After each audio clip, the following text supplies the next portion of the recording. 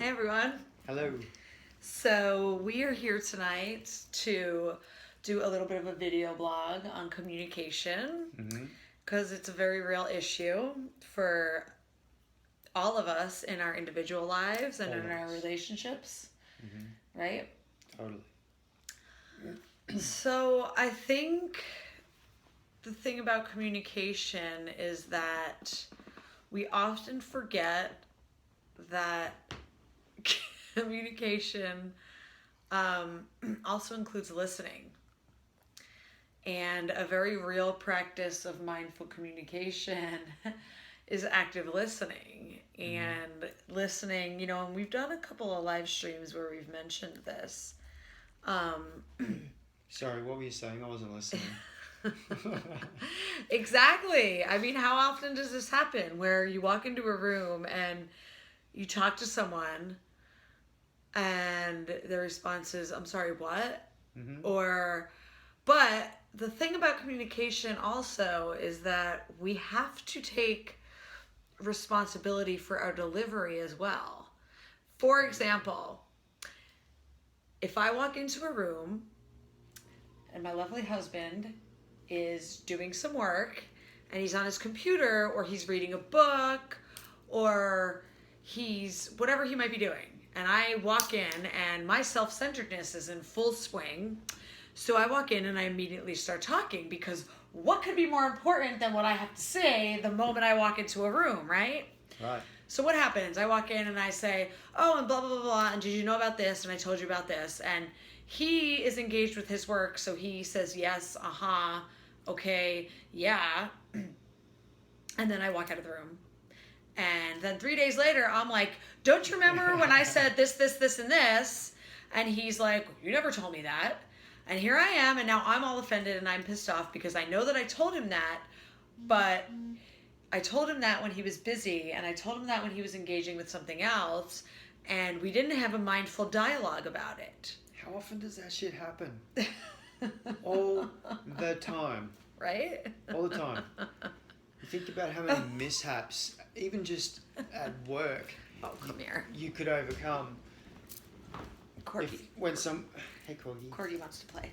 Think about how many mishaps or how much greater your attention to detail would become, even at work, if when somebody is talking to you and delivering something, you actually stop what you're doing and you listen to them. Or if when you go to be the deliverer of something, you pause and you don't just... Because think about how many times, because I know for me this happens to me very many times at work. I try to practice mindful communication. So when someone is talking to me, I try to engage with them and I try to stop what I'm doing. Now, if I'm engaged with a task and someone walks into my office and they just start talking, that's very disruptive to me, and it's a very self-centered way of communicating, right? Absolutely, and I know all about that. I'm very self-centered. We all are. Don't try to make yourself special. Like I'm very self-centered. That's mine. I own that. I want to own that one. We're all really self-centered. And it's like on sometimes in the mornings, I really like my space in the mornings, right? That's why I sleep in. And on the weekends, because it's, we don't have to get up, and we're not getting up at 6 a.m. to do yoga, we're not having to get ready for work. So I tend to really just take an hour with my coffee and, I'll answer emails and, I'll maybe read some articles. Maybe I'll I just kind of do whatever I feel like doing. And a lot of times in that first hour, Boo will come out and he will start wanting to talk about the day, or he wants to talk about his book, or he wants to talk about whatever, thought is going through his head. And sometimes, then peppered into his thoughts that he's vocalizing are you even listening to me? Are you even listening to me? Seriously. And what he's failing to see is his part in that. Yeah, totally. It's actually really... It's... What? No, go. It's really interesting. When I was a kid, and I used to have something really important that I would want to tell my mum. My mum used to love reading books. She probably still does. She would always have a book open. She would always have a dozen books around the place. And she had these reading glasses. And I knew she couldn't see the words without her glasses on. So if she was sitting there with her glasses on, I would come up, and the first thing that I would say is, "Mum, can you take your glasses off?" And she would know that I had something to say. So my point is, if you walk into that room and you want to start talking to someone, qualify it. Hey, is now a good time? Can we talk? And if they're doing something, they might actually stop and look in your direction. And if they do, you've qualified it. They're actively listening, and you can actively speak. Because we put a lot of expectations around communication, and we tend to expect people to listen and hear what we're saying, even if we don't take any responsibility, like I was saying, for how we deliver it or when we deliver it. We run on by somebody and we drop off something in passing, and along with that, verbal drop off is this expectation, like they're gonna, and we expect people to read between the lines, and we don't. There's such an under communication problem, and this is all throat chakra stuff, and it's serious. The inability to say what you mean and dance around what you're trying to communicate is it's a throat chakra issue, and there can be blockages there. There can be energetic issues happening at the throat chakra level that add to your communication problems, and that's often something we don't realize. So, really through doing breath work and yoga and meditation, we can also improve our communication skills. Mm-hmm. And also active listening. Do you know how many times we have a conversation and Chris will say something. Who's Chris? Boo will say something. That's me. Boo will say something where he's doing it because his feelings are hurt, and he will say something to try to get an emotional reaction out of me. So I will then repeat back to him what it is he just said to me, and he will then say, "Oh, no, that's not the way it went. I said this, and this." And I have actually been tempted to start recording these moments because I want to see. And I laugh because it's so funny in hindsight. Like, once we've moved past the tension of the moment, it's hilarious because it's so ridiculous and so childish. But in that moment, he will fight to the death that is not what he just said. Right. It's true. And it's all, or I will say something and he will hear something that I completely did not say.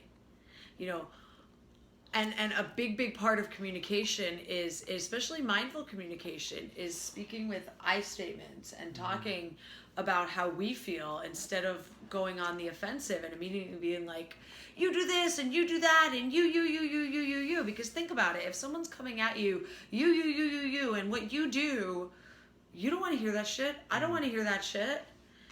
So if we can start to practice, operating from a place of, hey, I feel this way when you do this.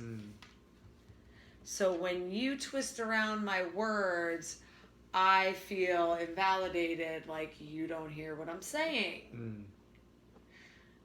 Because that listening thing is so crucial to communication. Yeah, totally. I mean, do you want to weigh in on that? Because you have a lot of experience. It's true. And I mean, look, one of the biggest things that we talk about sitting in an office, typing on a computer, or we talk about, having your glasses on, reading a book.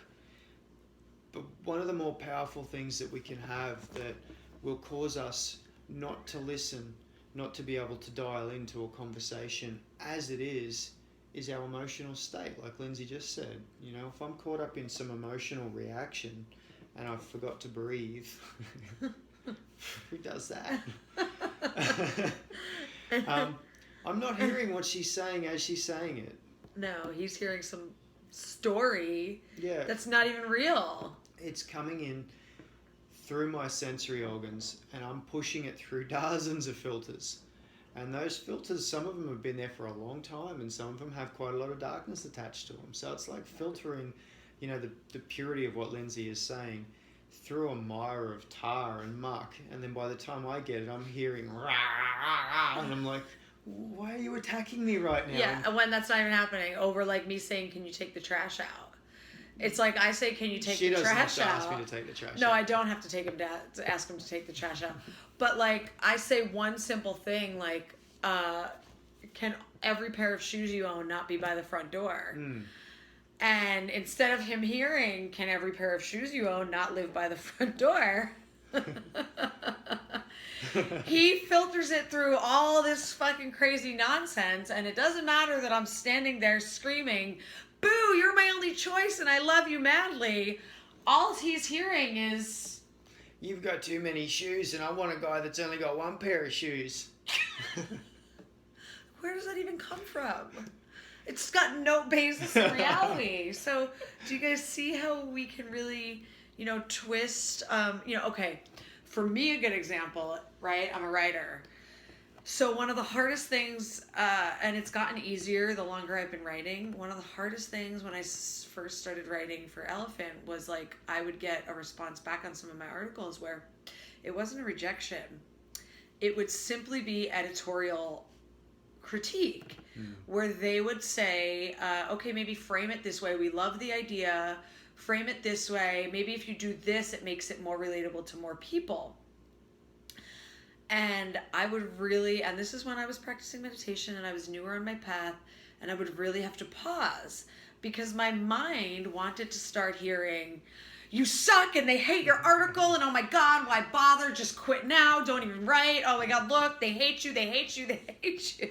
And where does that come from? Right after, "We love the idea of your article, but just frame it this way." And you see how that can really fuel our emotional reactions.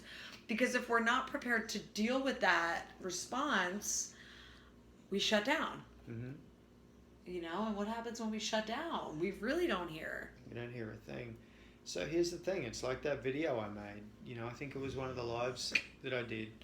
When that happens, we're all the way up here and we're butted in really close and we can't hear anything as it's being said. So what do? We take a breath and we create a little bit of space. We slip some thoughts of gratitude in there, and then we become calm enough to be able to respond rather than react. It's true, because when we're caught in reaction, it's no good can come of it. When we're caught in a reaction, it doesn't matter who's around us screaming and trying to point out the fact, like like there's times when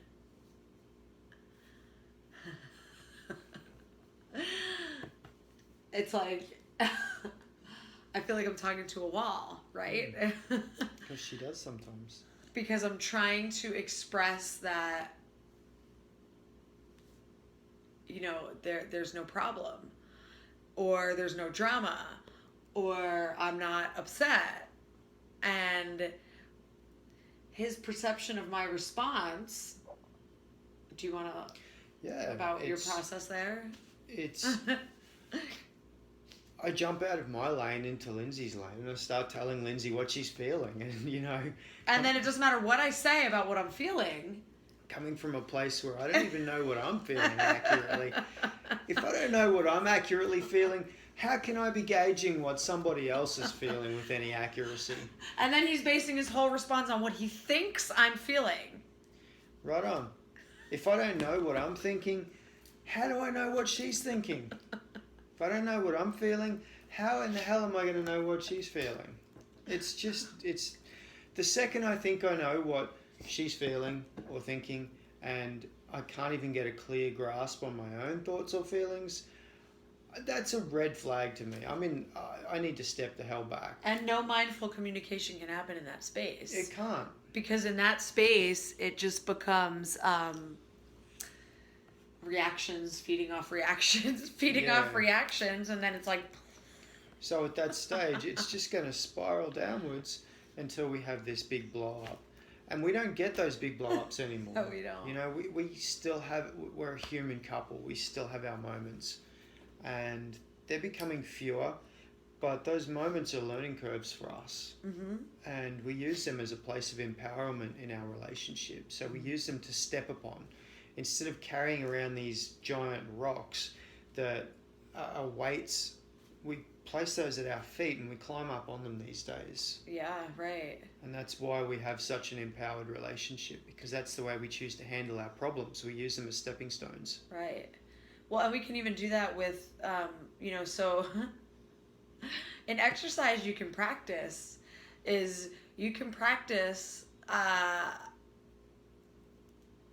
basically listening and sit and exchange, sentences or feelings or thoughts and repeat them back. Mm-hmm. So go ahead, say something to me. I really like your dangly earring today. So you just said to me, I really like your dangly earring today. Mm-hmm. Once upon a time, that phrase, I would have heard, what, you don't like my dangly earring? Are you making fun of my dangly earring? Are you being sarcastic? Are you making fun of me? Do you see how the listening is crucial, right? Totally.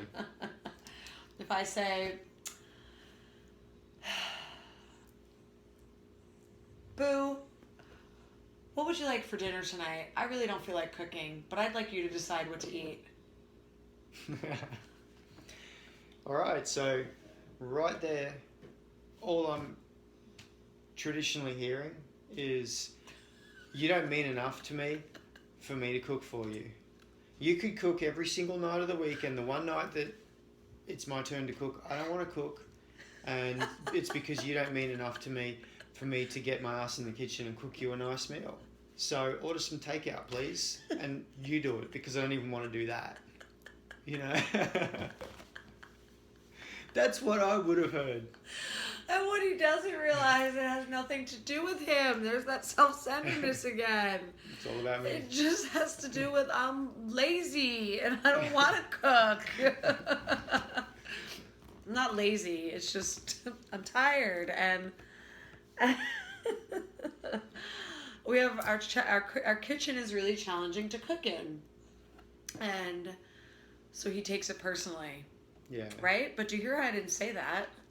She didn't say that, but that's what I would have heard. And from a point of objectively watching us do this right now, you guys can see the difference. Right. I couldn't see the difference. But you see the difference right now. No, go ahead. Yeah, I can see the Give difference. me another one. I'm really grateful for the times that you drive to work.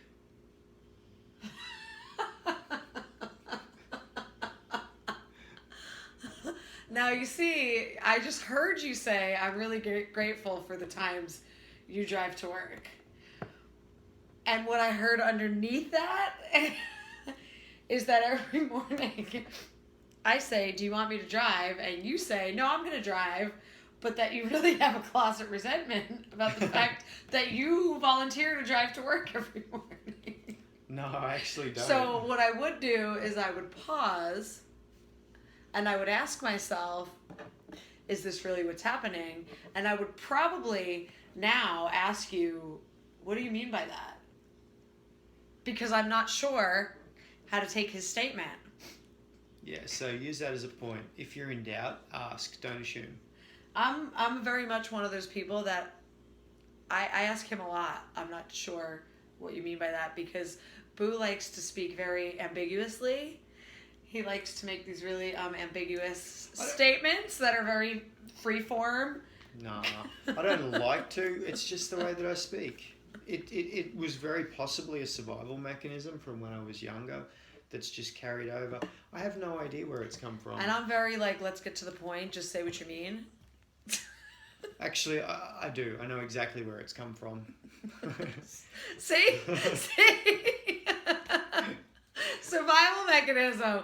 I don't know. I don't know why I said that. I don't know where it comes from. When he does know exactly No, I do. I do know exactly where it comes from. I can trace that. That is a survival mechanism, and I can trace it back to a very particular part of my life.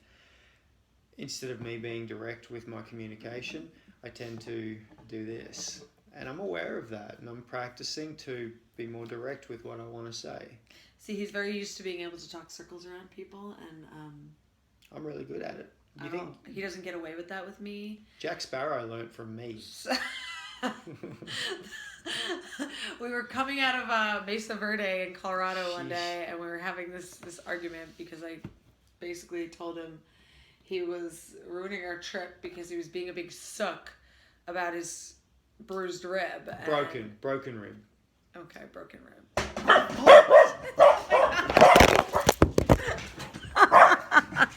Get away. Get away. Oh God. Okay, so stay tuned. Our dinner's here. So, oh, we're totally upside down.